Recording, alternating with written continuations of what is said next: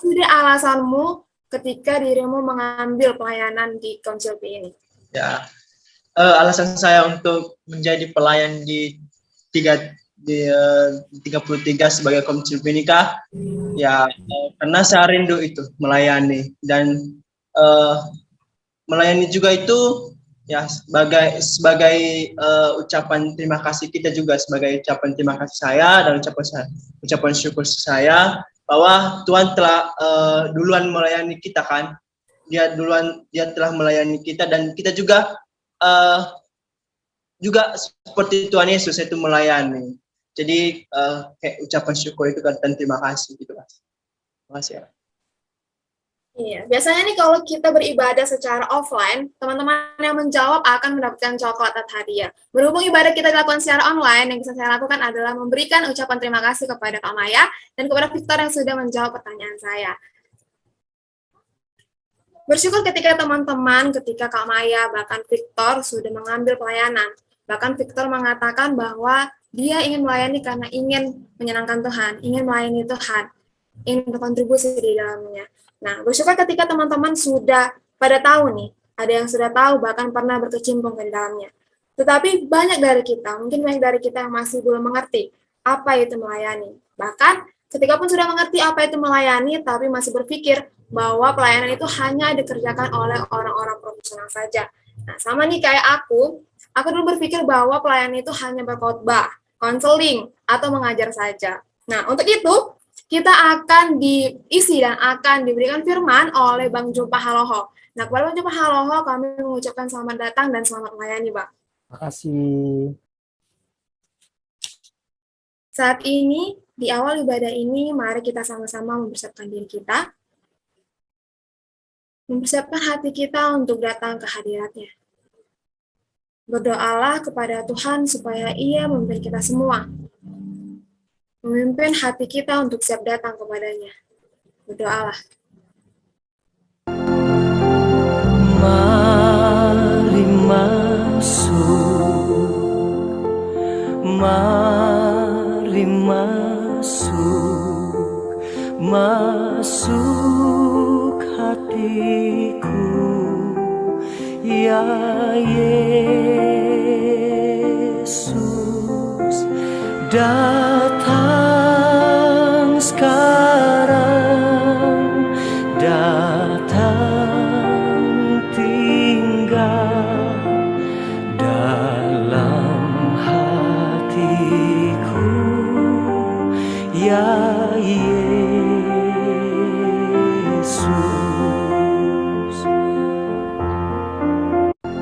Amin, kita bersatu di dalam doa. Allah Bapa yang bertahta di dalam kerajaan surga, Allah Bapa yang begitu luar biasa, kembali kami ucap syukur Tuhan untuk segala berkat dan kasih karunia-Mu yang masih boleh kami rasakan di pada saat ini. Kami bersyukur Tuhan untuk penyertaan-Mu, mulai dari pagi hingga pada malam ini. Tuhan masih menyertai kami begitu luar biasa. Bahkan ketika Engkau Tuhan masih memberikan kami kesempatan untuk dapat hadir dan melakukan ibadah penyisian pertama ini Tuhan. Bapa akan menyerahkan ibadah ini kepadamu. Tuhan yang berkati dari awal, pertengahan, hingga akhir ya Tuhan. Tuhan yang menjaga hati, pikiran, bahkan perilaku kami Tuhan. Supaya kami boleh fokus mendengarkan firman-Mu. Bahkan kami juga menyerahkan Tuhan, jaringan, cuaca, bahkan device yang kami gunakan untuk melaksanakan ibadah Tuhan. Tuhan yang berkati supaya boleh berjalan dengan baik. Bahkan kami juga akan memulai ibadah ini Tuhan dalam nama-Mu. Tuhan yang berkati.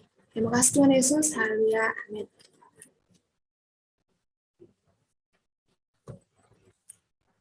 Setiap orang pasti merasakan pemeliharaan dalam hidupnya, seperti nafas kehidupan yang masih boleh kita rasakan hingga pada saat ini.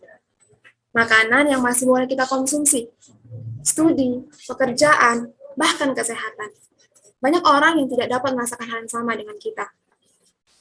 Terlebih khusus lagi kita patut bersyukur untuk Injil dan jaminan keselamatan yang sudah kita terima, bahkan yang sudah kita imani.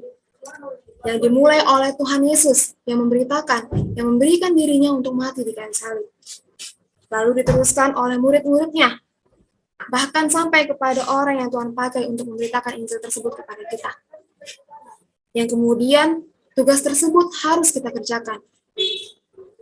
Kita patut bersyukur karena Tuhan setia memelihara pelayanannya sampai pada saat ini. Bersyukur merupakan identitas atau karakter kita sebagai anak Tuhan. Melalui pengajarannya kepada jemaat Tesalonika, Rasul Paulus mengatakan, mengucap syukurlah dalam segala hal sebab itulah yang dikehendaki Allah di dalam Kristus Yesus bagi kamu. Ya Tuhan, Tuhan kami, betapa mulianya namamu. Tuhan kami dimuliakan atas seluruh bumi. Untuk menyatakan rasa syukur kita, mari kita nyanyikan lagu Aku Hendak Bersyukur.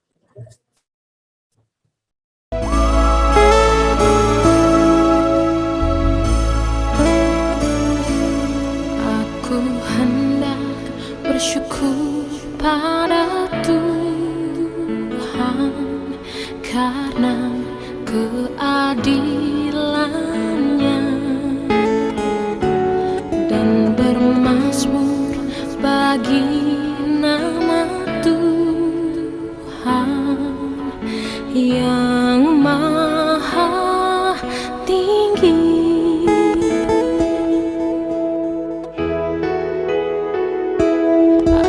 Aku hendak bersyukur pada Tuhan karena keadilannya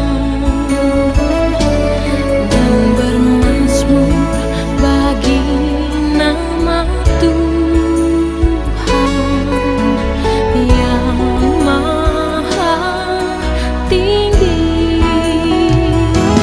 Ya Tuhan, Tuhan kami, betapa mulianya namamu, Tuhan kami, dimuliakan atas seluruh bumi.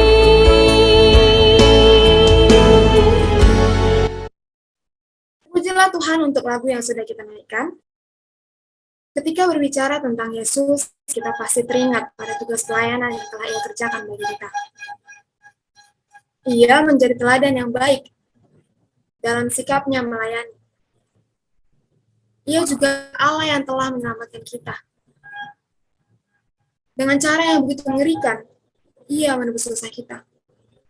Terpaku, tergantung di kayu salib. Darahnya yang telah bercucuran, bahkan kematiannya yang begitu mengerikan. Oleh karena itu kita telah diselamatkan. Sudah menerima hidup yang kekal itu. Menyembah Allah merupakan ekspresi cinta kasih kita kepada Allah. Karena kasih-Nya yang begitu besar kepada kita. Allah menginginkan segenap diri kita. Dia meminta segenap hati, segenap jiwa, segenap akal budi, dan segenap kekuatan kita. Allah tidak tertarik kepada komitmen yang setengah-setengah, ketaatan yang setengah-setengah, dan sisa-sisa waktu, bahkan uang kita. Allah menginginkan pengabdian yang penuh, bukan sebagian kecil dari kehidupan kita. Maka saat ini mari kita menyembah Allah. Allah yang telah menjadi teladan bagi kita semua. Allah yang telah menunjukkan pada kita bagaimana melayani dengan tulus. Dia Allah yang kudus, yang masih mau memberikan dirinya untuk melayani kita, manusia yang penuh dosa. Untuk itu marilah kita dengan sungguh-sungguh memberikan hati dan menyatakan penyembahan kita melalui Allah yang setia. Dan di akhir pujian kami mengundang Bang Jupa Haloho untuk membawa kita ke dalam firman Tuhan.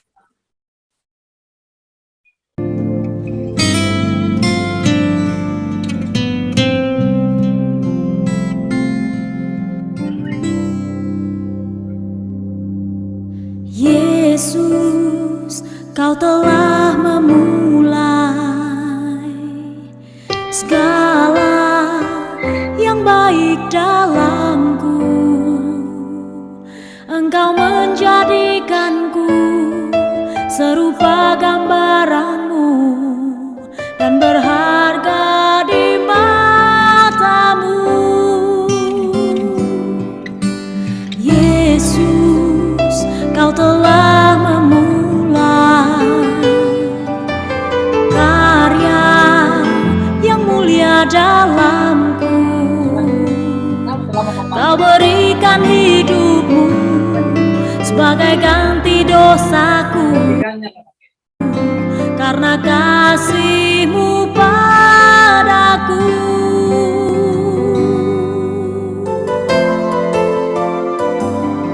Sekarang ku memuji-Mu, Allah yang setia, yang tak pernah meninggalkan perbuatan tangan-Mu.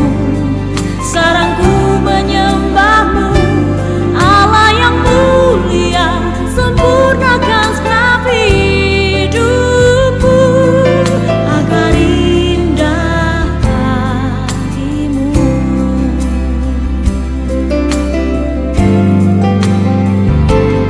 Sekarang ku memuji-Mu, Allah yang setia, yang tak pernah meninggalkan perbuatan tangan-Mu. Sekarang ku menyembah-Mu, Allah yang mulia, sempurnakan segenap hidupku agar indah bagimu.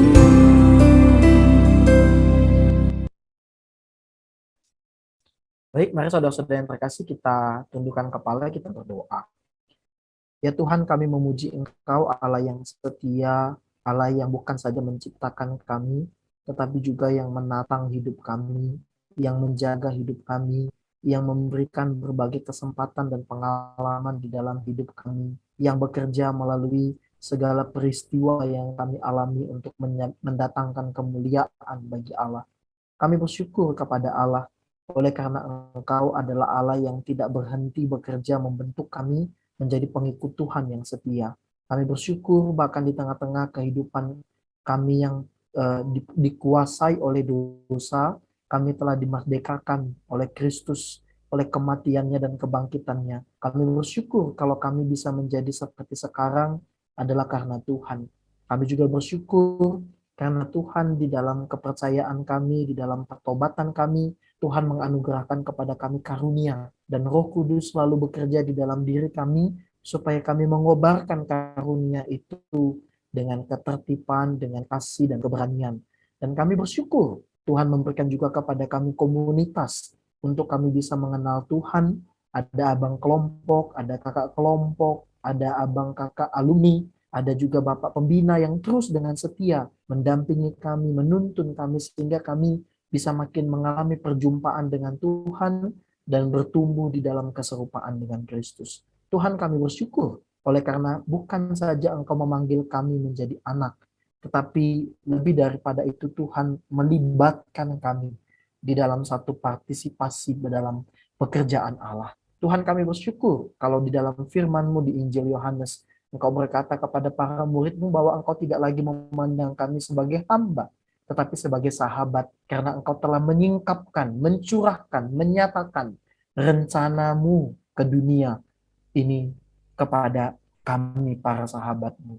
Karena itu kami berdoa, biarlah ketika kami membicarakan materi tentang melayani, ketika kami membaca firman, ketika firman itu diuraikan, kami memohon kiranya Roh Kudus Allah berbicara di hati setiap kami, baik yang berbicara maupun yang mendengar, baik kami yang sudah soko guru, yang sudah banyak pengalaman pelayanan, ataupun kami yang masih belum punya pengalaman apa-apa. Kiranya Tuhan, di dalam kuasa Tuhan, firman-Mu bertumbuh dan berbuah di dalam diri kami, sehingga kami merespons di dalam ketaatan untuk memberikan diri kami, waktu kami, masa muda kami, di dalam pemberitaan firman Tuhan, dalam pemberitaan Injil, di dalam pemuridan, di dalam mengerjakan misi Allah di tengah-tengah dunia. Ini doa kami, pimpinlah kami ya Tuhan, karena kami siap mendengarkan. Dalam Yesus kami memohon. Amin. Baik, saya minta izin, boleh Kak, ini boleh izinkan saya untuk share screen? Oke. sekali lagi kepada teman-teman sekalian. Senang sekali kita bisa bertemu kembali di dalam di dalam ruang virtual ini, ya kan. Dan tadi saya makin tersadar ya, 34 tahun Allah sudah memelihara pelayanan di di sini di KMKS, dan kalian adalah calon pengurus yang ke-34. Berarti itu sepanjang telah menyatakan kemuliaannya, telah menyatakan rencananya kepada dunia melalui KMKS, dan kita menjadi orang-orang yang terlibat di dalamnya. Itu adalah satu privilege, satu kebanggaan, satu kesempatan yang istimewa kepada kita gitu. Tapi teman-teman, bicara tentang pelayanan, kadang-kadang kita jadi bias gitu ya. Ada banyak bias yang kita temukan kalau kita bicara tentang pelayanan gitu. Kalau mungkin saja kalian pernah dengar ini gitu ya. Ini adalah Mary, asisten Raffi Ahmad yang katanya sejak dari Raffi Ahmad itu masih kecil gitu ya. Dia masih istilahnya masih jongos gitulah ya. Masih jongos sekali pada waktu itu, tetapi sekarang itu bukan lagi dia menjadi jongos gitu. Dia tidak lagi menjadi ini baliknya, tetapi dia menjadi orang yang bukan lagi seperti hamba gitu. Karena inilah adalah potret yang ditawarkan kepada kita. Banyak orang sekarang waktu kemarin kita itu spirit doll ada, tiba-tiba ada babysitter, ya kan? Babysitter yang digaji itu gajinya itu melampaui daripada gaji pegawai gitu ya, untuk bisa ini. Dan ini adalah potret gitu. Potretnya adalah menjadi pelayan tetapi tidak melayani gitu. Menjadi pelayan menjadi satu kebanggaan karena sesungguhnya yang ditampilkan bukanlah satu bentuk ketundukan, bukanlah satu bentuk pengorbanan, tetapi ada kenikmatan di dalamnya, ya kan? Ada kenikmatan, ada potensi untuk menjadi menikmati apa yang dinikmati oleh orang gitu. Jadi itu jadi satu kebanggaan tersendiri gitu menjadi pelayan. Tapi di sisi yang lain, teman-teman, ini adalah potret konteks yang sekarang yang kita saksikan, sehingga banyak sekali dalam konteks pelayanan kita sekarang, pelayanan mahasiswa, banyak orang untuk tanpa sadar itu sudah masuk ke dalam pelayanan bukan dengan hati yang melayani gitu, tetapi masuk pelayanan karena dia ingin menikmati apa yang dinikmati orang gitu. Tanpa sadar, seringkali orang terlibat dalam pelayanan karena itu menjadi satu prestise gitu ya.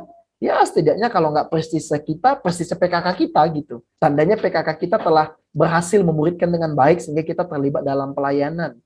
Atau bahkan sering sekali juga tanpa sadar, tim regenerasi, pengurus, kami memilih orang untuk menjadi pengurus bukan karena ketidaktahuannya, bukan karena ketidakberdayaannya, bukan karena hatinya yang melayani, tetapi karena apa yang dia punya gitu. Oh, dia bisa main musik, dia kreatif, pintar gitu, sehingga itu potret gitu. Tanpa sadar itu potret yang ada di mana-mana, sehingga kita mencari orang-orang yang sempurna, kita mencari orang-orang yang super gitu, kita mencari orang-orang yang bisa melakukan banyak hal, yang bisa segalanya bisa dilakukan, sampai akhirnya kita kesulitan.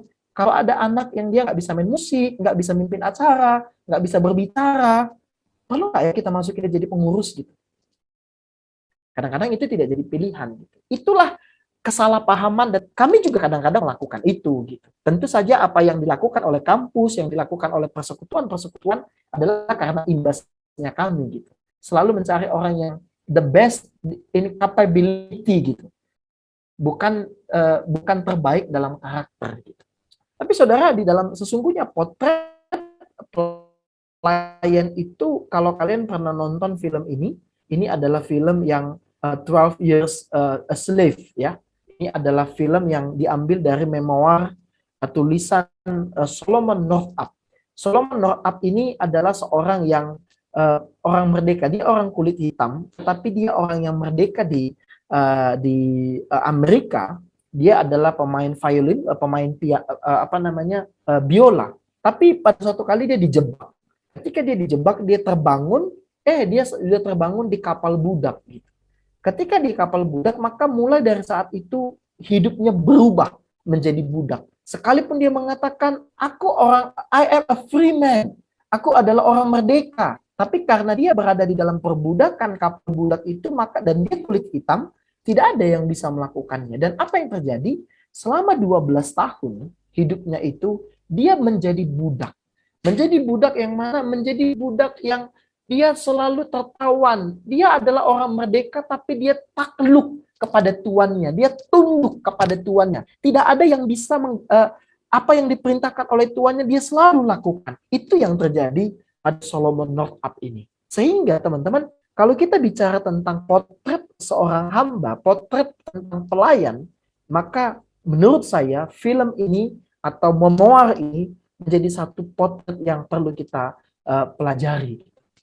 Karena kalau kita membaca di dalam Alkitab ya, ada satu potret yang ditunjukkan oleh penulis penulis kitab Mazmur tentang bagaimana dia membicarakan tentang ada keadaan tentang bagaimana dia menundukkan dirinya bersikap di hadapan Allah. Dia mengatakan begini, bahwa kepadamu aku melayangkan mataku. Jadi poinnya ini ya, melayangkan, memandang, lihat. Dia menggunakan kata pencontoh gitu. Seperti mata para hamba laki-laki memandang kepada tangan tuannya, jadi tuannya kemana dia akan lakukan. Lalu seperti mata hamba perempuan memandang kepada tangan nyonyanya, jadi dia akan ke sini. Demikianlah mata kita memandang kepada Allah. Jadi apa yang ingin ditunjukkannya adalah bahwa hamba laki-laki, hamba perempuan hanya melakukan apa yang dilakukan, apa yang diperintahkan oleh tuannya. Nggak boleh bantah, nggak boleh bertanya, nggak boleh menegur. Ini berbeda sekali dengan sekretaris-sekretaris, para direktur, para CEO yang ada di drama Korea itu. Yang karena sahabatnya dia jadi sekretaris gitu ya. Sekarang lagi ngadrung bisnis proposal gitu ya. Sekretarisnya bisa negur, are you sure gitu. Kamu sering, kayaknya kamu nggak boleh gitu. Nah, bukan begitu gitu. Bukan itu yang dimaksud dengan hamba. Tapi apa yang dilakukan, lakukan. Sekalipun itu merendahkan, sekalipun itu dia tidak suka. Tetapi singkat kata dengan gini, seorang hamba adalah seorang yang tunduk kepada Tuhan, yang hidupnya dibatasi oleh tuannya. Itulah seorang pelayan dan seorang hamba. Dan di dalam perjanjian baru kita bertemu dengan seorang yang bernama Paulus, ya kan? Nah, Paulus di dalam satu suratnya, di dalam tulisannya, di dalam perpisahannya dengan jemaat di para penatua di jemaat Efesus pada waktu itu di Miletus, dia berkata begini, sekarang sebagai tawanan roh, aku pergi ke Yerusalem dan aku tidak tahu apa yang akan terjadi atas diriku selain daripada yang dinyatakan Roh Kudus dari kota ke kota kepadaku, bahwa penjara dan sengsara menunggu aku. Yang menarik adalah dia menggunakan kata sebagai roh. Itulah dia menunjukkan bagaimana dia terikat. Jadi tuannya itu adalah roh Allah yang kemanapun dia mau lakukan, dia nggak tahu, tapi cuma tahu dia bayangannya, yaitu adalah penderitaan dan sengsara. Penderitaan apa gitu? Salah satu contohnya ini yang ditulisnya di dalam suratnya kepada jemaat di Korintus. Dia mengatakan bahwa lebih sering aku di dalam penjara, itu yang kita baca. Didera di luar batas, itu yang kita temukan. Kerap kali dalam bahaya maut. Lalu katanya 5 kali aku disesah, setiap kali pukul 1 kali pukulan memati aku. Artinya itu yang bukan 39 kali pukulan maksudnya, tapi sekali dipukul lagi aku memati. Artinya dia udah benar-benar tidak berdaya sekali dia alaminya. 3 kali aku didera, 1 kali dilempar itu, 3 kali mengalami kapal karam, sehari semalam aku terkatung-katung, dipatuk ular, dan lain sebagainya. Itu adalah apa yang dilakukannya. Tetapi teman-teman, ini menimbulkan pertanyaan bagi kita. Mengapa dia tidak malu berkata bahwa aku adalah tawanan roh? Mengapa dia tidak malu? Dia menanggung, rela menanggung semuanya itu. Nah, saya ingin mengajak dari catatannya terhadap bagaimana kita bisa mempelajari tentang apa arti melayani dan untuk apa kita terlibat di dalam pelayanan.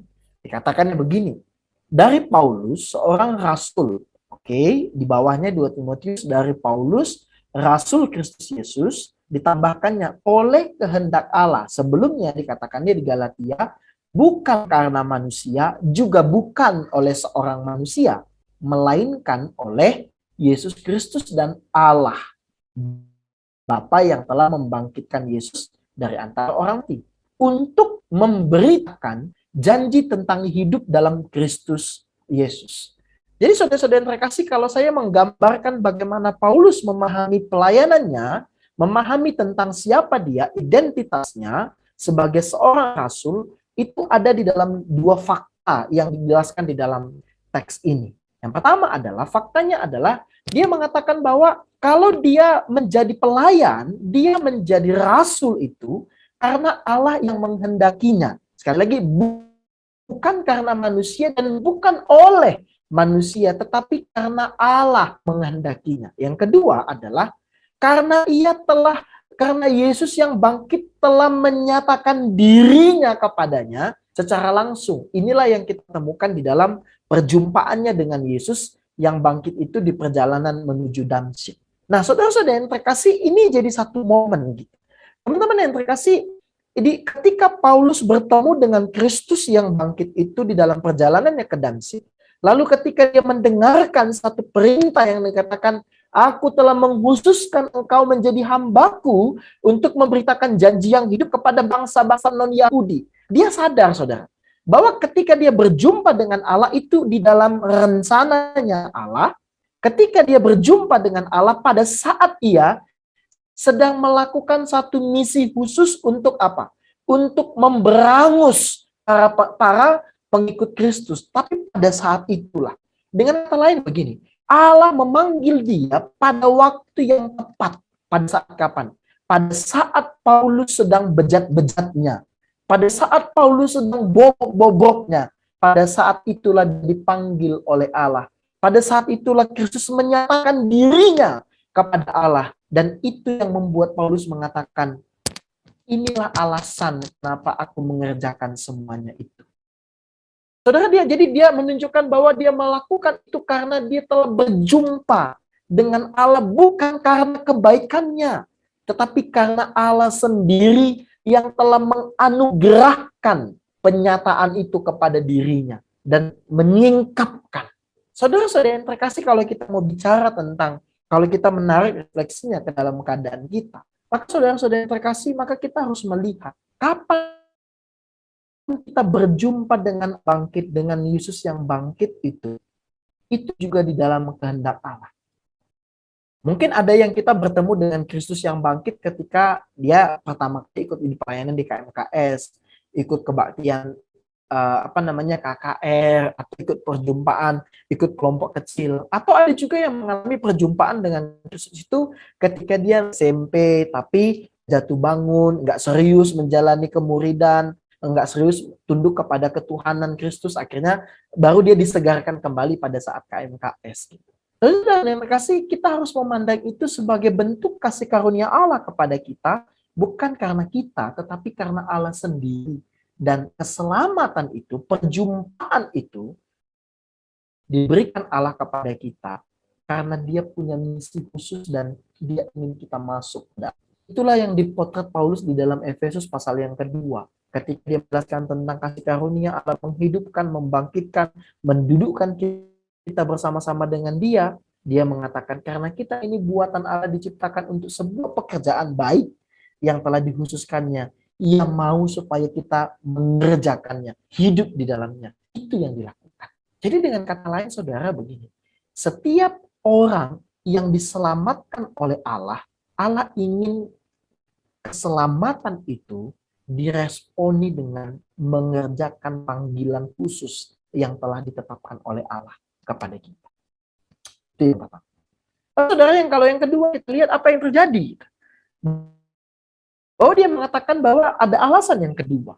Alasan yang kedua adalah dia menyatakan bahwa dari Paulus, Rasul Kristus Yesus, oleh kehendak Allah, bukan karena manusia dan bukan oleh manusia, melainkan karena kehendak Allah untuk memberitakan kehidupan yang ada di dalam Kristus Yesus. Saudara, dia sangat memahami bahwa dia itu adalah utusan raja yang diutus membawa satu berita kepada bangsa-bangsa yang lain. Dan beritanya itu bukan sekadar berita mengatakan bahwa, hey, raja ini, itu bukan sekadar mengatakan begini, Raja Wirandi menyampaikan kepada kepada Kampung Susu 4 bahwa dia tidak akan memerangimu. Tenanglah kalian, damai akan terjadi pada kalian. Bukan sekadar itu. Dia yang sedang memberitakan bahwa gini, raja segala raja memberitakan kepada Susu 1, 2, 3, 4 sampai berapa itu, tenanglah, akan ada kedamaian abadi pada kalian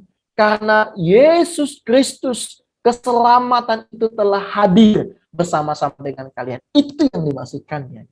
Jadi dia menyadari, saudara, bahwa yang memanggilnya ini bukan Kaisar Nero, yang memanggilnya ini bukan Kaisar Domitianus, bukan gitu.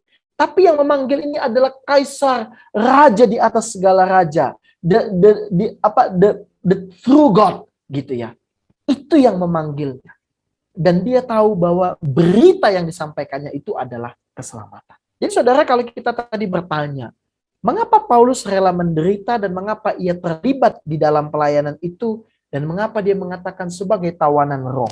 Yang pertama adalah karena ia telah mengalami karya keselamatan di dalam Yesus Kristus melalui perjumpaannya. Yang kedua, karena dia tahu bahwa apa yang sedang dikerjakannya itu membuahkan satu pertobatan, satu kehidupan yang menyelamatkan oleh setiap orang yang percaya kepada Kristus. Saudara-saudara yang terkasih, ini menjadi alasan juga bagi kita. Ketika kita sedang berpikir tentang di dalam pelayanan ini, maka kita sedang berpikir tentang bagian ini. Bahkan kalau kita lihat ya, teman-teman, sekali lagi, kalau kita menyadari bahwa kita harus ingat gitu, perjumpaan Allah, atau lebih tepatnya, Allah yang menyatakan dirinya kepada kita, baik melalui khotbah, pembacaan firman, kelompok kecil, itu karena Allah yang bermurah hati itu ingin kita mengerjakan misi. Saudara, jauh sebelum Paulus itu, kita sudah bertemu dengan Yesus. Dia telah meninggalkan teladan yang baik. Dia mengatakan begini, tetapi kamu tidaklah demikian. Ini konteksnya adalah begini. Pada waktu itu para murid sedang bertanya, siapa ya kira-kira yang terbesar di antara kita? Aku proses. Petrus lah merasa. Dia yang kemana-mana dibawa. Enggak lah, Yohanesnya kayaknya. Karena seringkali orang itu sharing-sharing gitu ya. Curhat orang itu berdua, ya kan? Enggak, kayaknya Andreasnya. Andreas itu kan Andreasnya yang pertama kali membawa Petrus ke situ. Pasti si Andreas lah. Dia pun kemana-mana sama. Itu yang sedang mereka bicarakan gitu. Lalu dia berkata kepada gini, hei sini-sini kalian. Semua pembesar-pembesar, semua raja-raja di dunia ini memerintah dengan tangan besi. Mereka memerintah dengan kekerasan untuk menunjukkan I am powerful. Tetapi kamu tidaklah demikian, katanya. Melainkan yang terbesar di antara kamu hendaklah menjadi sebagai yang paling muda. Kalau di dalam Injil Markus dan Injil Matius dikatakan yang paling kecil. Dan pemimpin sebagai pelayan. Hendaklah kamu, jadi melainkan yang terbesar menjadi yang paling kecil, yang pemimpin menjadi pelayan. Sebab, siapakah yang lebih besar, yang duduk makan atau yang melayani? Ya jelaslah yang duduk makan. Tapi katanya gini, tetapi aku ada di tengah-tengah kamu sebagai pelayan. Artinya bahwa Yesus telah meninggalkan satu teladan.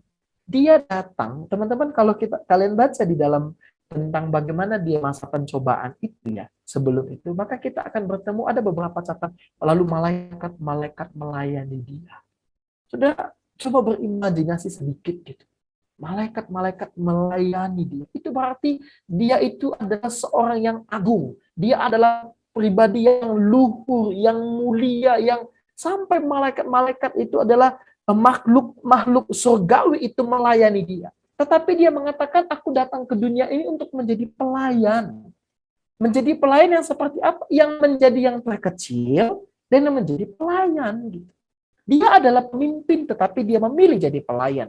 Dia adalah yang terbesar.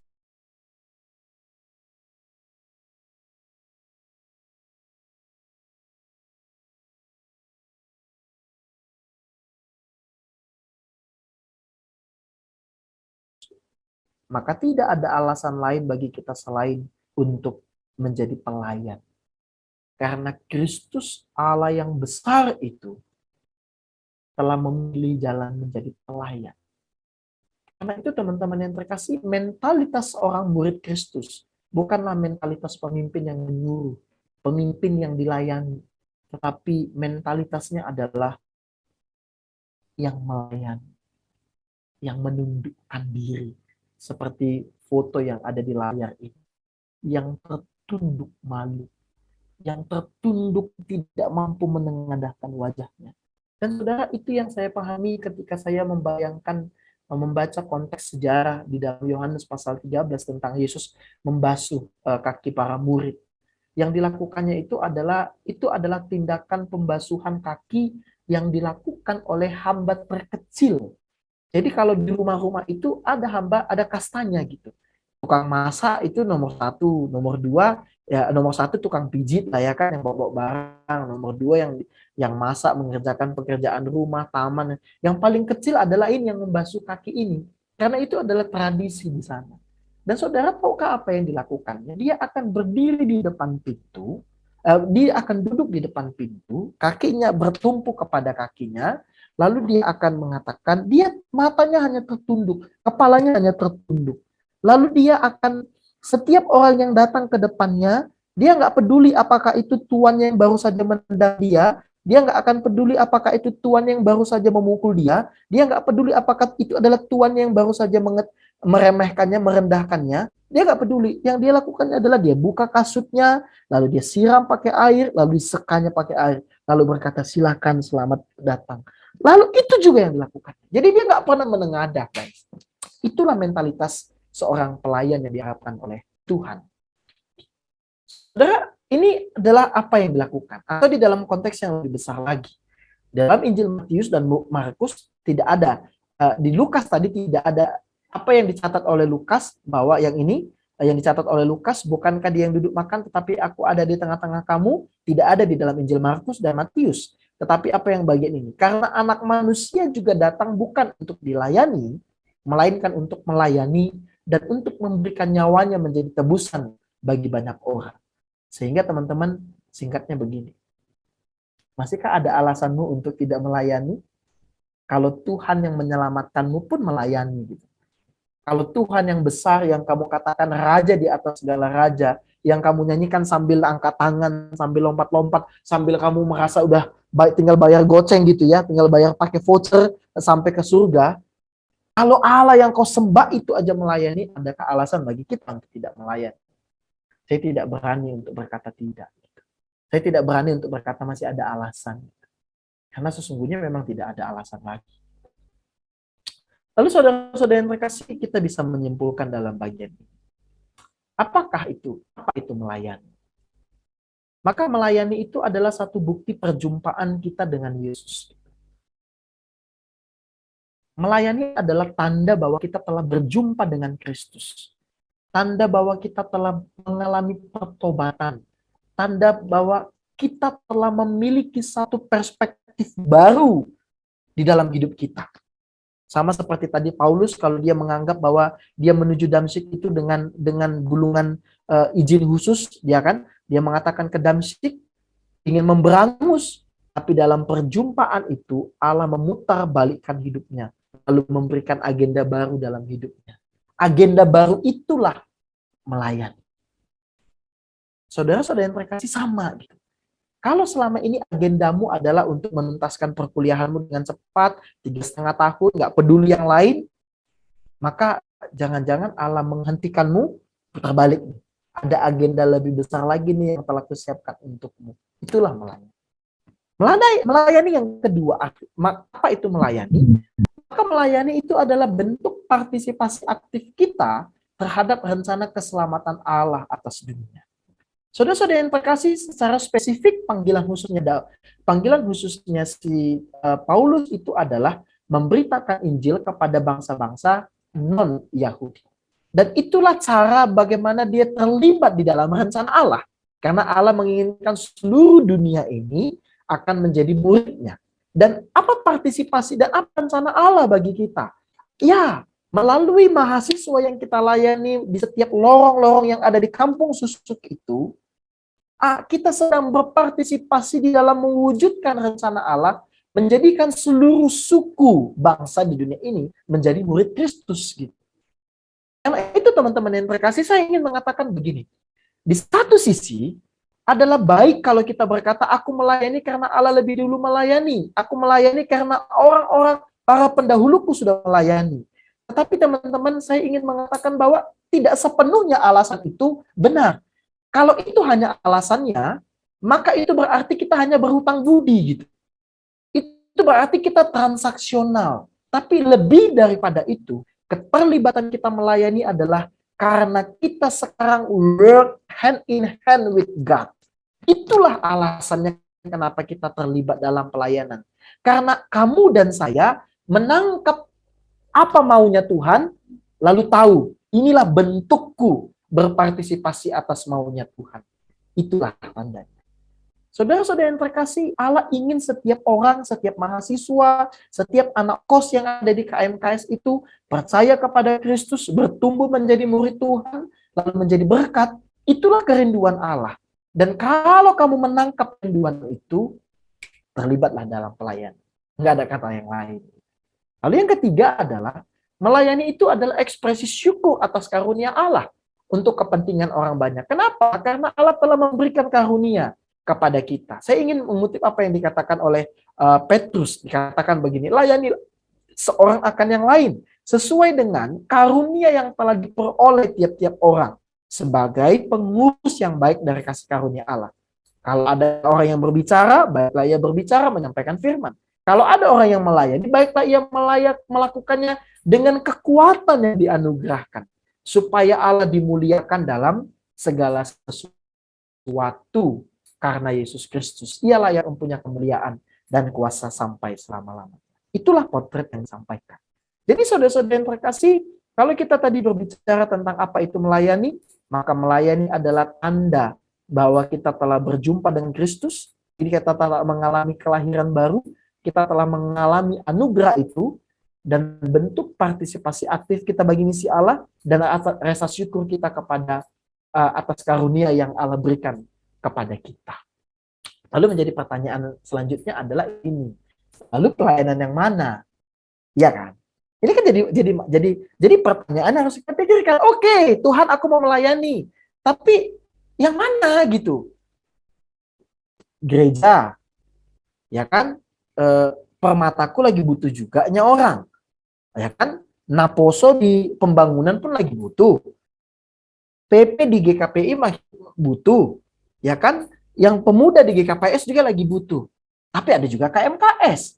Atau kampusku pun masih butuh gitu. Yang mana gitu.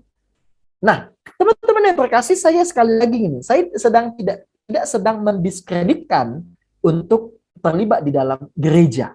Oke. Tapi di dalam secara strategis bagi saya begini cara melihatnya.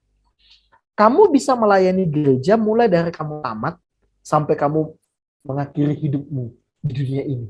Ya kan? Kalau angka harapan hidup kita sekarang 71 tahun, sampai usia 71 tahun pun masih bisa melayani. Atau nanti di 2045, waktu kita 100 tahun merdeka, katanya 76 tahun angka harapan hidup kita. Jadi kayak kita agak-agak tua lah nanti nih hidup, ya kan? Nggak usia 50, nggak 60 tahun. Nggak ada lagi kena stroke kita di usia 40-50 tahun gitu. Artinya kita punya pelayanan yang banyak. Tetapi lebih spesifik pertanyaan saya gini. Bagaimana atau gini, di mana aku akan melayani selama aku masih kuliah? Nah, saya ingin, tentu saja karena saya aktif di pelayanan mahasiswa, saya mengatakan bahwa pilih pelayanan mahasiswa. Kenapa? Ada beberapa alasan. Yang pertama adalah begini. Teman-teman yang terkasih, pelayanan mahasiswa itu adalah pelayanan yang penuh dengan kepelbagaian. Ya kan? Ya kan? Di KMKS kita bertemu dengan banyak orang. Ada yang dari Nias, ada yang dari Toba, ada yang dari Tarutung, Taput, ada yang dari Tapsel, ada yang dari Bandung, ya kan? Ada yang dari Jakarta. Sekarang katanya anak-anak yang kos-kosan yang di kos-kosan yang mahal itu, yang belum tersentuh itu, katanya anak-anak yang dari Jawa itu ya, yang kayaknya kalau apa sejuta atau sejuta berapa itu sebulan kecil gitu ya, kayak orang-orang yang super kaya itu loh, 1 miliar kecil banget gitu ya, mungkin ya begitulah, tapi itu kan nggak tersentuh, belum tersentuh ya sama kita gitu. Ada banyak orang gitu. Lalu tapi juga ada banyak, itu latar belakang, ada sukunya ya kan, ada suku Batak, ada banyak suku gitu. Bahkan ada dari Papua pun sekarang ada di KMKS kan, ada satu asrama di situ yang dari KMKS. Lalu ada punya minat gitu. Ada yang minatnya politik, ada yang minatnya hukum, sosial, ada yang minatnya seni, ada yang minatnya cuma main skater, ya kan? Ada yang minatnya main Mobile Legend, main Free Fire, ada yang minatnya cuma pacaran, itu kan minat juga itu ya kan? Ada banyak orang gitu. Itu adalah bentuk-bentuk yang kadang-kadang kita pikirkan. Ada yang minat tujuan hidupnya. Ada yang tujuan hidupnya memang mau jadi teknisi, ada engineering gitu. Dia mau engineer yang kuat gitu. Ada orang yang memang punya mimpi besar untuk menjadi lawyer karena dia terpesona dengan Hotman Paris yang bisa tanda kutip melakukan apa saja gitu ya. Ada orang yang untuk menjadi dosen. Ada orang yang bahkan untuk jadi presiden. Ada orang yang mengatakan, aku mau pulang ke kampungku, mau jadi petani lagi. Ya kan, anak-anak fakultas pertanian USU itu banyak itu yang mau pulang kampung gitu ya. Atau ada yang pengennya gini, enggak, aku punya tujuan hidup untuk memelihara orang utan. Itu adik kami gitu. Jonathan Siburian akhirnya lulus dan akhirnya pergi ke Papua sana gitu. Dan itu adalah minat gitu. Dengan kata lain begini teman-teman. Kalau ketika kamu mendengarkan karena itu pergilah jadikanlah semua bangsa muridku, lalu baptislah, ajarlah. Saudara-saudara yang terkasih, ini menjadi strategis pelayanan KMKS ini. Kenapa? Kamu nggak perlu pergi ke Pulau Nias karena orang-orang dari suku Nias, yang dari kota Gunung Sitoli, Teluk Dalam, yang dari Nias Utara, Nias Barat, itu sekarang ada di KMKS. Kamu nggak perlu ke Papua untuk melayani orang Papua. Kenapa? Karena Allah telah hadirkan orang Papua di sini. Kamu nggak perlu ke Bandung, nggak perlu ke Jawa. Kenapa? Karena orang Jawa itu sekarang ada di KMKS. Kamu nggak perlu, selama ini kamu mungkin berpikir, aku ingin pergi ke pedalaman. Nggak perlu. Kenapa? Karena semua orang pedalaman itu telah ditarik Tuhan keluar dan itu ada di kota. Jadi teman-teman yang terkasih begini. Ini menjadi strategis kenapa? Karena ketika kamu melayani mahasiswa yang penuh dengan kepelbagaian itu, ya kan? Kamu sedang melayani kota-kota yang kamu tidak bayangkan. Kamu sedang melayani aspek-aspek kehidupan yang kamu nggak pernah pikirkan. Saudara, waktu pertama kali di awal-awal saya mau jadi menyerahkan diri sebagai full timer, sebagai staff, waktu itu saya masih melayani siswa. Lalu saya mengatakan begini, Tuhan, aku mau masuk ke dalam bidang hukum. Aku mau menciptakan keadilan, begitulah ya. Sampai 3 tahun nggak ketemu gitu, nggak bisa. Aku masih tetap melayani di siswa. Tapi waktu itu Tuhan mengatakan begini, coba sekarang kamu lihat, kenapa kamu berpikir kamu ingin menciptakan keadilan dalam bidang hukum?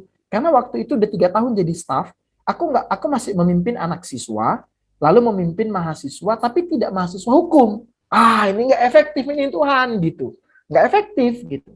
Tapi pada waktu itu aku disadarkan dengan begini, di dalam self talkku dengan Allah itu, Allah berbicara begini. Coba sekarang pikirkan, siapa adik kelompok kecilmu?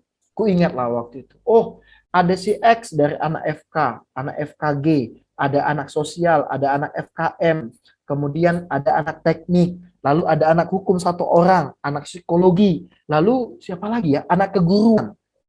Lalu Tuhan berkata begini, kalau kamu berpikir bahwa kamu melayani mahasiswa hukum untuk menciptakan keadilan dalam bidang hukum, sekarang coba pikirkan, berapa aspek kehidupan yang kamu bisa ciptakan ketika kamu memuridkan adik-adikmu yang dari berbagai latar belakang itu. 8 aspek kehidupan, guys. Itulah saking efektifnya pelayanan ini untuk kita kerjakan. Jadi dengan kata lain, saudara-saudara yang terkasih, ketika kita melayani mahasiswa, ketika kita terlibat di dalam pelayanan KMKS, maka kita sedang mengerjakan satu beban besar Allah untuk mengubah dunia ini. Alasan yang kedua adalah karena Allah ingin bahwa dunia itu, gitu ya. Saya menggunakan kata ini untuk menggambarkan bahwa dunia itu masa depan dunia ditentukan oleh mahasiswa. Ya enggak? Ya kan? Karena nanti teman-teman, kalian ini yang akan menjadi pemimpin toh. Ya paling sedikit kalian jadi pemimpin keluarga lah, yang kawin, ya kan? Atau ibu-ibu yang perempuan jadi ibu-ibu memimpin 2 orang anak. Itu kan efektif gitu. Dengan kata lain teman-teman, bahwa suatu hari kelak itu, setiap mahasiswa yang kamu temui di kampung susu itu, satu hari akan jadi pemimpin. Dan teman-teman jangan berpikir ini hanya orang-orang baik yang akan jadi pemimpin. Orang jahat itu pun punya potensi yang sama untuk jadi pemimpin. Hanya bedanya, kalau kamu memuridkan orang mahasiswa sehingga dia menjadi murid Kristus, maka ketika dia jadi pemimpin, maka dia akan memimpin dengan karakter Kristen, dan dia akan memimpin kepada kebaikan. Tetapi kalau orang baik orang yang jahat yang tidak kamu datangi itu, suatu hari kelak dia akan jadi pemimpin. Iya, tapi dia akan memimpin kemana? Ya kepada kehancuran. Karena itu teman-teman yang terkasih, ini jadi satu dorongan gitu. Teman-teman coba bayangkan, mahasiswa yang kos samamu, atau kalau kamu yang tinggal 2 orang satu kamar, yang satu sapodomanmu itu, ya kan, satu tempat tidurmu itu nanti jadi pemimpin itu. Terserah mau dia sekarang buruk atau enggak. Atau orang yang kau lihat di Simpang Susuk 2, Simpang Susuk 3 itu, yang di warkop itu, yang asyik pakai gini-gini dia ya kan, disapa pun nggak mau gitu. Itu pun nanti akan jadi pemimpin itu guys. Orang yang nggak pernah di kamar kosmu, ya kan, atau di kos-kosanmu yang nggak pernah datang kuliah, itu pun bisa jadi pemimpin. Kenapa? Ada uang bapaknya untuk masukkan dia ke perusahaan, atau masukkan dia PNS untuk bayar uang gitu. Bentar lagi dia akan jadi bosmu, jadi atasanmu. Karena itu teman-teman begini, kalau kita tidak melayani mereka, semua mahasiswa, maka suatu hari kelak mereka akan jadi lawan kita. Kenapa? Karena kita dipanggil untuk menciptakan perubahan di mana kita hadir, untuk menjadi terang Allah. Sementara ketika kita berjuang untuk menjadi terang, kawan-kawan kita, orang-orang yang kita pandang sebelah mata itu, orang-orang yang kita anggap tidak punya masa depan itu, akan menjadi lawan kita karena mereka membawa kegelapan. Nah, karena itu teman-teman begini, semakin cepat mahasiswa mendengarkan Injil, semakin cepat mahasiswa dimuridkan menjadi murid Kristus, maka semakin cepat ia dibentuk sebagai pemimpin Kristen, semakin cepatlah pembaharuan dunia ini semakin baik. Karena itulah misinya Allah bagi kita. Karena saudara-saudara yang terkasih, saya mengikuti apa yang dikatakan oleh George Barna. Kepemimpinan Kristen itu adalah seseorang yang dipanggil oleh Allah untuk memimpin dengan dan melalui karakter Kristus, dan yang mendemonstrasikan fungsi-fungsi kepemimpinan yang efektif. Gitu. Jadi dengan kata lain, inilah alasan kita hadir. Karena kita sedang membina para pemimpin masa depan. Bukan masa depan, sekarang.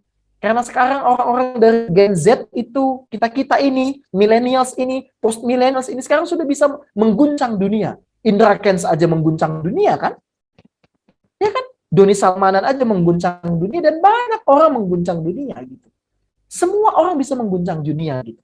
Nah, yang kita lakukan sekarang itu adalah sedang mengguncang dunia masa kini dan masa yang akan datang dengan memimpin mahasiswa. Nah, karena itu teman-teman, pikir baik-baik gitu. Inilah alasan kenapa Allah menyelamatkanmu, supaya kamu terlibat di dalam rencana Allah untuk membawa pemulihan di segala aspek kehidupan kita.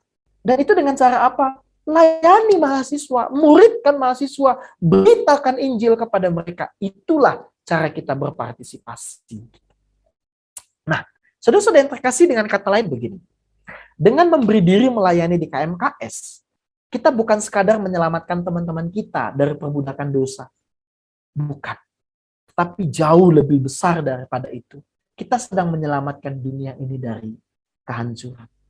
Karena itu, saudara-saudara yang terkasih, bagi adik-adik, rekan-rekan yang saat ini sedang menggumulkan menjadi pengurus, kami berdoa, yuk mari bersama-sama. Saya terlibat di dalam pelayanan ini sejak dari siswa tahun 2001, mahasiswa 2004 sampai saat ini. Kami melihat bahwa pelayanan ini efektif untuk mengguncang dunia, untuk menyelamatkan dunia. Karena itu teman-teman yang terkasih, mari kita hayati bagaimana perjumpaan kita dengan Allah. Kenapa kita bertemu dengan Allah pada saat itu? Kenapa ada banyak petunjuk-petunjuk yang Allah berikan kepada kita?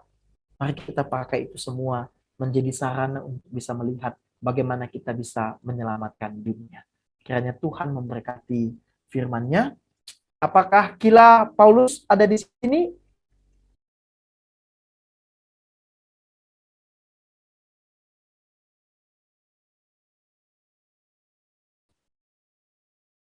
Enggak ada ya. Oke, saya akan tutup di dalam doa ya. Mari kita doa. Bapa di dalam surga, kami bersyukur sekali lagi kepada Tuhan untuk firman-Mu yang telah mengingatkan dan menyadarkan kami bahwa keselamatan kami harus disertai dengan kesungguhan kami mengerjakan panggilan keselamatan itu. Karena itu kami berdoa kepada-Mu, ya Allah, kiranya Tuhan beri keberanian kepada kami untuk mengatasi segala takut kami mengerjakan pelayanan ini. Tuhan, kami tahu kami terbatas, tetapi ketika kami berada di dalam Tuhan, dan ketika kami berpartisipasi di dalam Allah, dan ketika Allah memberikan berkat-Nya kepada kami, maka kami yang terbatas ini akan dipakai dengan luar biasa. Karena sesungguhnya bukan kami yang jadi patokannya, tetapi Allah sendiri. Karena itu kami berdoa, kiranya firman Tuhan berbicara dengan kuat, dan kiranya Roh Kudus terus-menerus menolong dan menuntun kami kepada kegenapan firman-Nya. Dan kami berdoa, kiranya Tuhan yang memberkati secara khusus untuk adik-adik hamba yang saat ini sedang menggumulkan, yang di-sharingkan untuk menjadi terlibat di dalam kepengurusan di KMKS yang ke-34. Kami berdoa, Tuhan, kiranya Engkau meneguhkan, menguatkan, dan menuntun mereka.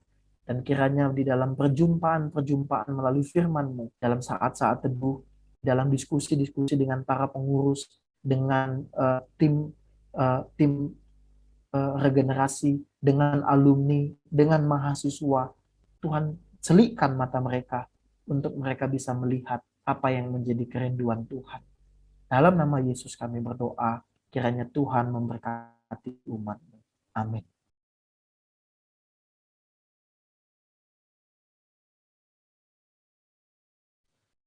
Ya, kita bersyukur untuk firman yang boleh kita dengarkan bersama-sama. Kiranya itu boleh menguatkan kita untuk mengambil komitmen untuk siap melayani Tuhan. Kami dari segenap pelayan dan tim regenerasi mengucapkan terima kasih kepada calon koordinasi, bahkan teman-teman yang telah bergabung dalam pengisian calon koordinasi pada malam ini. Kiranya Tuhan Yesuslah yang memampukan kita selepas dari ibadah ini untuk boleh mengerti lagi arti dari pelayanan dan juga melayani. Kami tetap mengundang teman-teman dan calon koordinasi untuk datang pada pengisian kita yang kedua, yang waktu dan tempatnya akan segera diinformasikan. Kini tibalah kita di penghujung ibadah kita. Paulus adalah teladan yang baik, yang dapat kita contoh pelayanannya. Ia dahulu adalah orang yang terpandang secara duniawi. Tetapi kesuksesannya dianggap sebagai kerugian, bahkan sampah setelah ia mengenal Tuhan. Dan tidak tanggung-tanggung, setelah percaya dan menerima Yesus, Paulus memutuskan untuk melayani Tuhan dengan taat, bahkan sampai akhir hidupnya. Karena baginya ialah hidup adalah Kristus dan mati adalah keuntungan. Sehingga seumur hidup dia dipakai untuk melayani Tuhan. Sesungguhnya kita bukanlah orang-orang yang layak untuk melayani Tuhan, sebab kita manusia berdosa, dan Tuhan adalah Allah yang Maha Kudus. Maka ketika kita diperlayakan oleh-Nya untuk melayani Tuhan, hal tersebut merupakan kehormatan bagi kita. Dan melayani Tuhan menjadi suatu keharusan bagi kita yang sudah diselamatkannya. Terlebih lagi, akan ada upah yang kita peroleh ketika kita memilih untuk mengikutnya dan taat dalam melayaninya. Seperti firman Tuhan pada Yohanes 12 ayat 26, barang siapa melayani aku, ia harus mengikut aku. Dan di mana aku berada, di situ pun pelayananku akan berada. Barang siapa melayani aku, ia akan dihormati Bapa. Mari kita nyatakan komitmen kita di hadapan Tuhan bahwa kita siap dipakai untuk melayaninya. Mari kita nyatakan komitmen kita melalui lagu melayani adalah keharusan. Dan di akhir lagu saya mengundang menjumpa untuk menutup ibadah kita di dalam doa.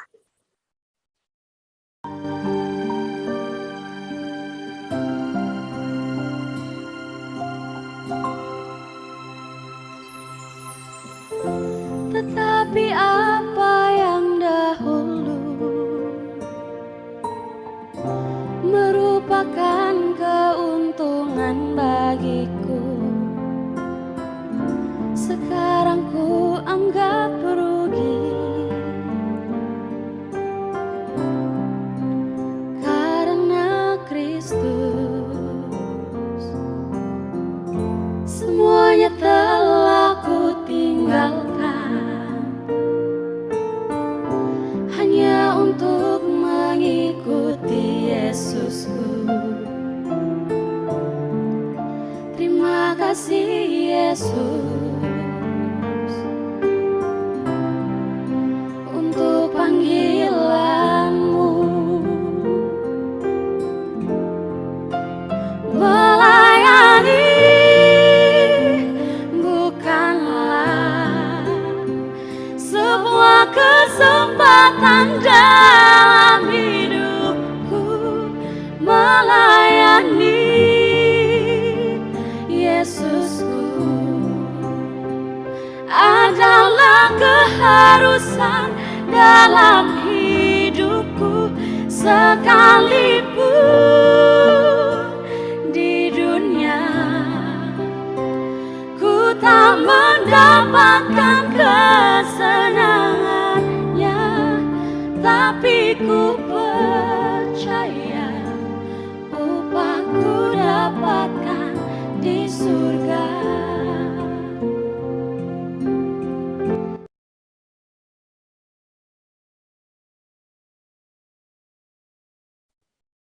Mari kita berdoa. Tuhan, kiranya lagu tadi dan apa yang disampaikan oleh pemimpin pujian, kalimat-kalimat itu berbicara terus-menerus kepada kami. Karena sesungguhnya tidak ada alasan bagi kami untuk tidak mengorbankan apa yang ada pada kami demi keselamatan orang lain dan demi keselamatan dunia ini. Tuhan, hanya Tuhan memberi kami kuasa untuk kami bisa terlibat di dalam pelayanan ini, untuk terus-menerus menjadi pelayan Tuhan yang setia, yang taat. Inilah doa kami. Kami berdoa kiranya Tuhan yang memberkati untuk tim regenerasi, pengurus saat ini, dan juga calon pengurus, untuk terus melatih kepekaan diri akan suara Tuhan. Sehingga kami memilih orang bukan berdasarkan kemampuan belaka, tetapi memilih orang karena punya karakter yang melayani, yang menghayati apa arti pertobatan, yang menghayati apa arti pengorbanan Kristus bagi dunia ini. Tuhan, inilah doa kami. Terima kasih kepadamu. Di dalam nama Tuhan Yesus Kristus, kami mengakhiri persekutuan dan ibadah kami ini. Kiranya Tuhan memberkati dan kiranya berkat dari Allah Tritunggal menyertai kami. Kiranya kasih karunia Tuhan Yesus Kristus, kiranya kasih setia Allah Bapa dan persekutuan dengan Roh Kudus menyertai kami sekalian hari ini sampai Tuhan datang kembali. Amin. Bapa, terima kasih. Bapa, terima kasih. Bapa, terima kasih. Bapa, di dalam surga ku berterima kasih.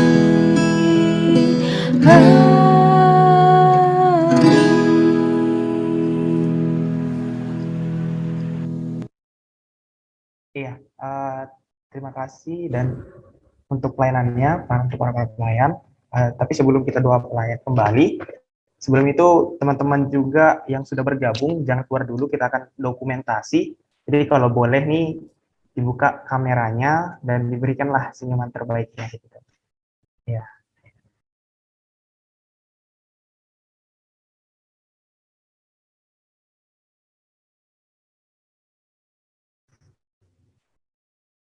Iya, karena ada 2 slide, nanti tetap bergaya ya. Iya, sekali lagi kami mengundang supaya kita boleh buka kameranya. Ya, untuk slide pertama, boleh berikan senyuman termanisnya.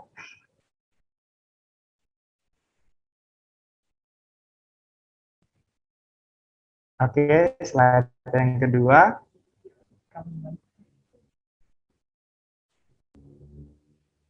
Ya, terima kasih untuk teman-teman yang sudah join. Selamat hari Jumat. Ya, untuk para